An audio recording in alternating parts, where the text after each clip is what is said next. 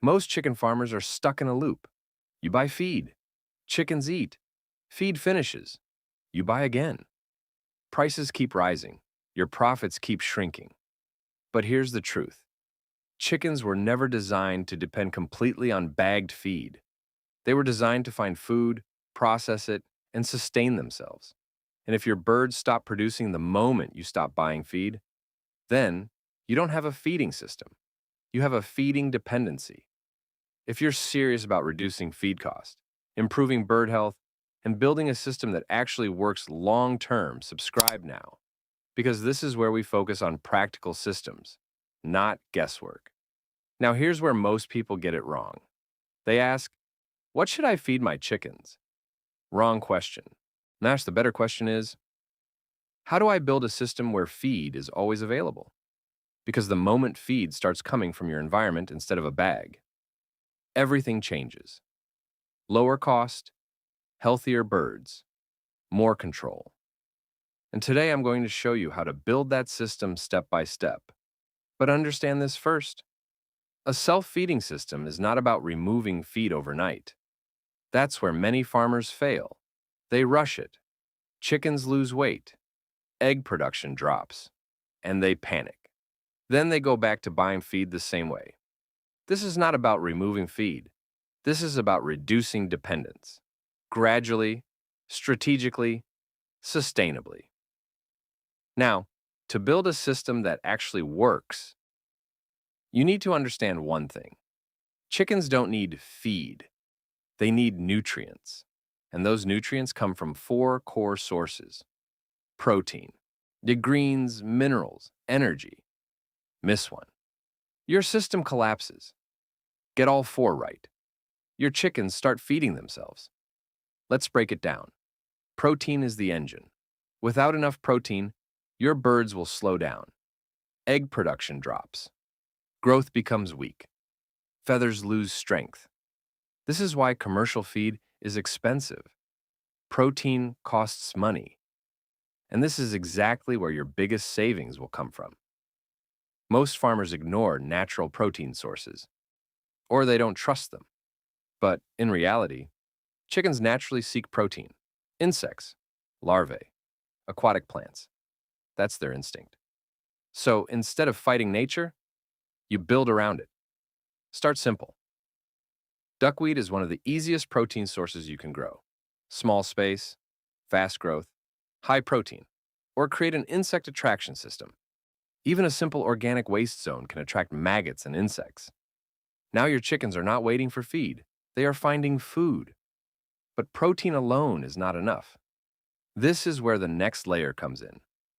Greens. This is what keeps your birds balanced. Most farmers underestimate greens. But this is what improves digestion, supports immunity, reduces stress, and helps birds process everything else better. Without greens, your birds may survive, but they won't thrive. Common mistake: feeding random grass. That's not a system, that's guesswork. Instead, you grow intentional greens. Moringa, sweet potato leaves, amaranth, fast growing, nutrient rich, easy to maintain. Start with one. Let it grow. Harvest regularly. Now you have a consistent green supply. And here's what happens next. Your birds become more active, and more stable, less stressed. But even with protein and greens, there's a hidden problem most farmers ignore. Minerals. This is the silent weakness in many flocks. You'll see it as soft eggshells, weak bones, poor laying consistency. And many farmers don't connect it to minerals. They just keep increasing feed. That doesn't fix it, because the problem is not quantity. It's deficiency. Chickens need calcium, trace minerals, natural grit. Without it, everything else underperforms. And this is one of the easiest parts to fix. Crushed eggshells, wood ash in small amounts, deep-rooted plants that pull minerals from the soil. Now your birds are not just eating, they are completing their nutrition. And finally, energy. This is what keeps weight and production stable. Without energy, Your birds will start losing condition, even if everything else is right. This is where grains come in, or controlled kitchen scraps. But here's the mistake. Too much energy. That leads to fat birds, low egg production, imbalance. So energy must be controlled, not dominant. Now you understand the four parts: protein, greens, minerals, energy. This is your foundation.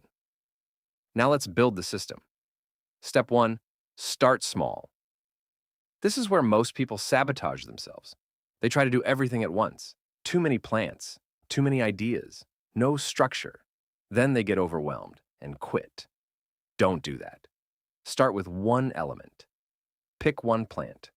Something fast-growing, something easy. Let it establish. Let it multiply. Once you see it working, you gain confidence. Then, you move to step 2. Add protein. This is where your system becomes powerful, because protein is the most expensive part of feed. If you can produce it, you win. Set up a small duckweed container, or create a simple insect zone. Even a shaded organic pile can work. Now your birds start getting protein without you buying it. This is the turning point. Then, step 3, create a feeding zone. This is something many farmers overlook. They throw feed anywhere. Birds scatter it. Waste increases. Dominant birds take over. Weak ones miss out. Instead, create a consistent feeding spot. Same location, same structure. Greens go there. Protein goes there. Energy is controlled there. Now feeding becomes organized. Less waste. Better distribution. More control. Step 4. Recycling. This is what turns your setup into a system. Chicken dropping, they're not waste, they're fertilizer. Water runoff, not waste. Resource, kitchen scraps, not waste. Input. Everything must connect. Everything must feed something. This is how you reduce external dependence. This is how systems sustain themselves. And then step 5, scale slowly. Once your system starts working, don't rush expansion. Add gradually. More plants, more protein sources. Better structure. Let the system grow with your understanding, not ahead of it. Now, if you follow this process, you'll start seeing changes.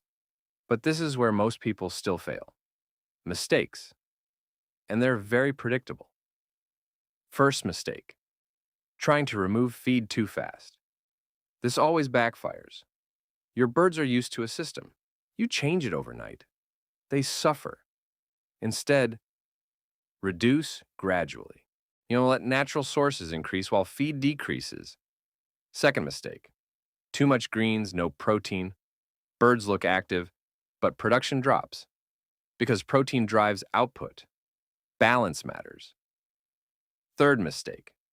Ignoring minerals. Everything looks fine until egg quality drops.